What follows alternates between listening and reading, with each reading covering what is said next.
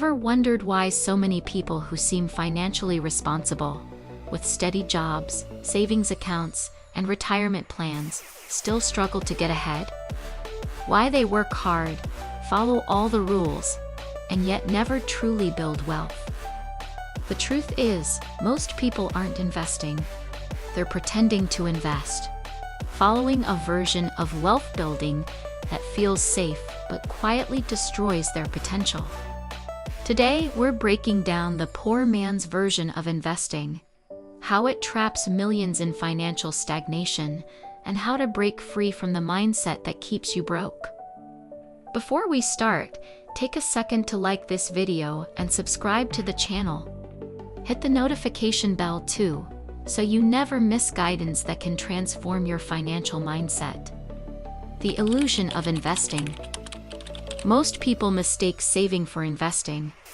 They park money in low-interest accounts, retirement funds, or fixed deposits, believing they're building wealth. But what they're really doing is protecting money, not multiplying it.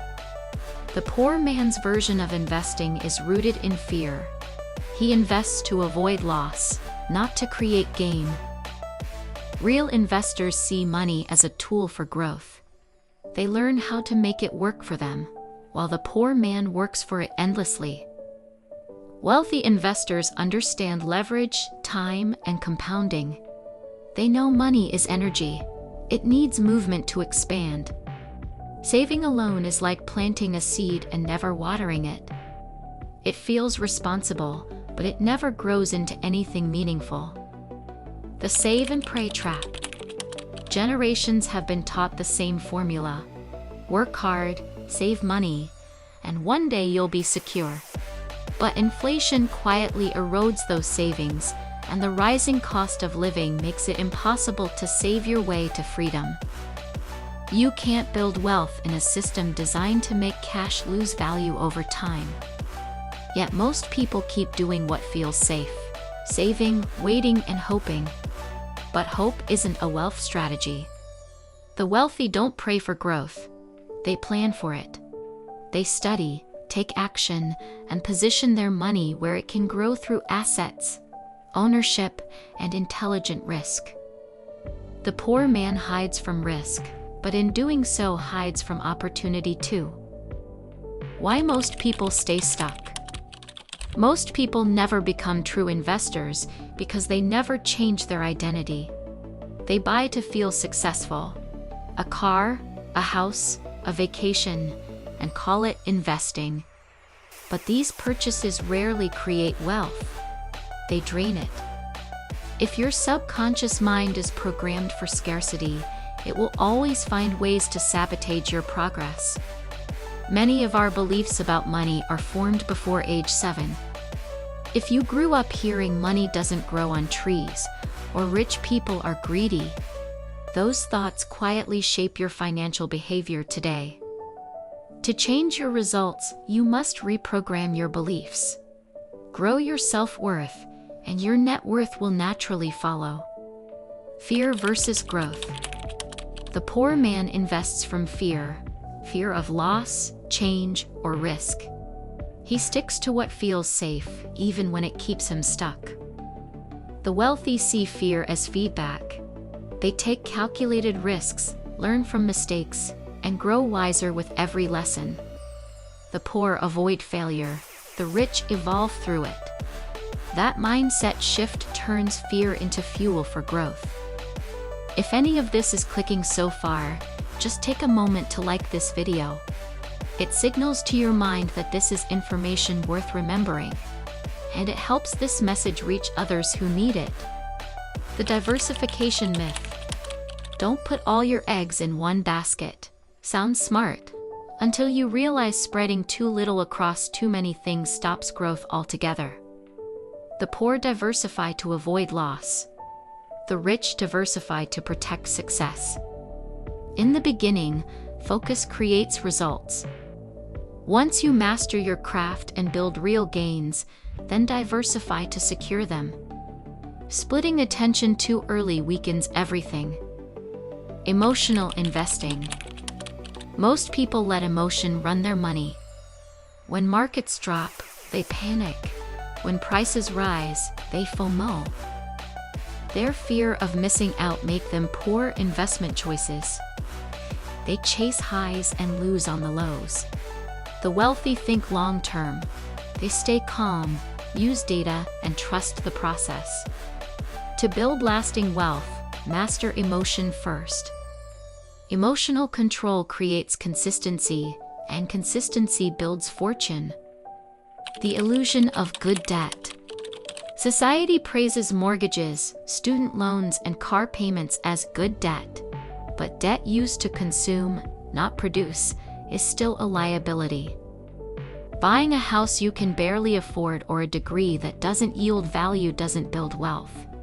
It traps you in lifelong payments. The rich use debt differently. They borrow to build, not to buy. They use other people's money to acquire assets that generate income and cover their debt automatically. Debt isn't good or bad, it's a tool. The outcome depends on how intelligently you use it. The set it and forget it lie. Society often praises mortgages, student loans, and car payments as good debt, painting a picture that borrowing is inherently smart. But the truth is, debt that consumes rather than produces is still a liability, no matter what anyone tells you. Buying a house you can barely afford, taking out loans for degrees that don't increase your earning potential, or financing luxury items under the guise of investment rarely builds wealth.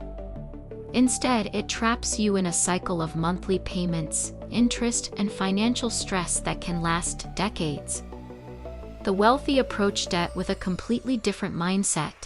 They borrow strategically to acquire assets that generate income, properties, businesses, or investments, rather than liabilities that drain cash flow. These assets often pay for themselves over time, meaning the borrowed money works for them, not against them.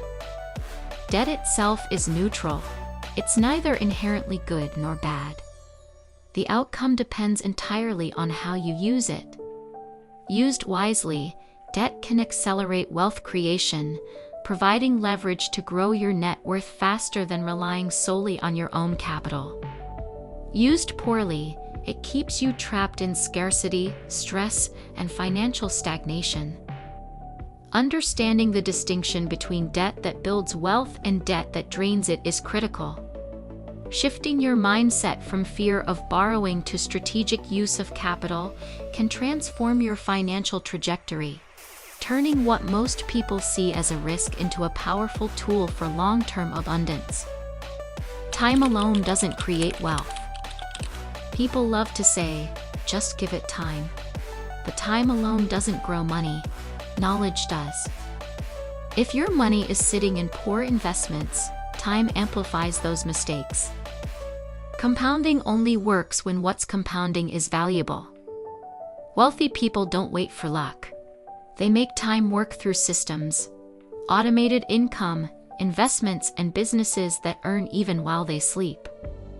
You can't depend on time to build wealth if you're not intentional about how it's used.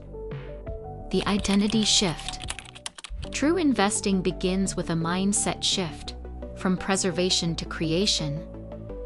You're not just managing money, you're building a financial ecosystem. Stop saying, I can't afford it. Instead, ask, how can I afford it?